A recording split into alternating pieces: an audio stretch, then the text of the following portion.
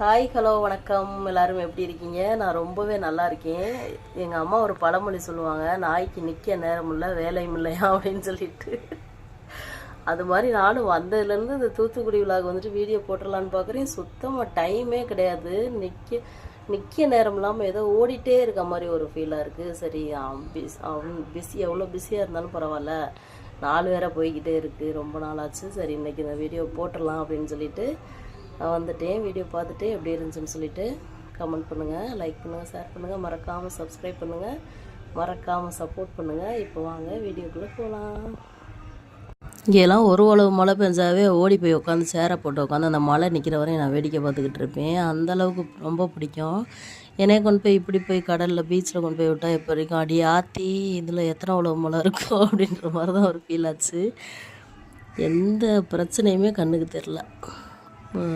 கடன் பிரச்சனை, இஎம்ஐ பிரச்சனை, லோன் பிரச்சனை, லொட்டு லொசுக்கு, மற்றபடி குடும்பத்தில் எந்த பிரச்சனை இருந்தாலும் எல்லாமே சாத்தானே அப்போலைப்போ அப்படின்ற மாதிரி ஓடி போயிடும் நம்மளை விட்டுட்டு. அப்படி தான் இருந்துச்சு.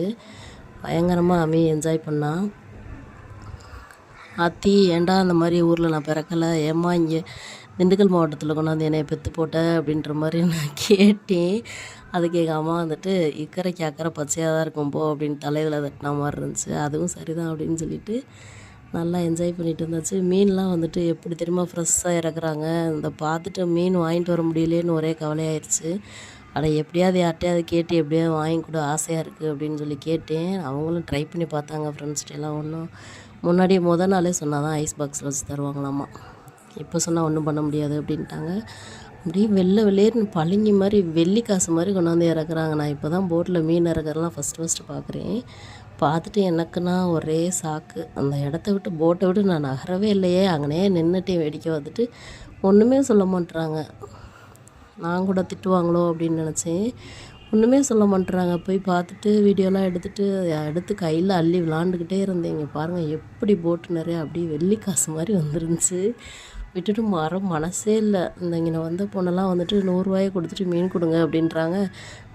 சட்டியில் அள்ளி போடுறாங்க, கட்டைப்பையில் அரைக்கட்டைப்பைக்கு. என்னடா இது, நம்ம ஊர்லலாம் அப்படியே நிறுத்து போடுவாங்களே, இங்கே என்னடா இப்படி போட்டுக்கிட்டு இருக்காங்க அப்படின்னு ஆச்சரியமாக பார்த்துக்கிட்டு இருந்தேன். தூத்துக்குடி மீனவனோட தம்பியோட போட்டும் வந்துட்டு 9 மணிக்கு தான் வந்துச்சு. இனிமேல் தான் ஏலம் விடுவோம் அப்படின்னு சொல்லிட்டு சொன்னாங்க. அந்த தம்பியை பார்த்ததும் பயங்கர ஹாப்பி ஆயிடுச்சு. இந்த போட்டு வந்து இழுத்துட்டு வரும்போது நான் வீடியோலலாம் பார்த்துருக்கேன், பாட்டு பாடிட்டே வருவாங்க. ஆனால் அன்னைக்கு நான் நேரில் பார்த்தேன்.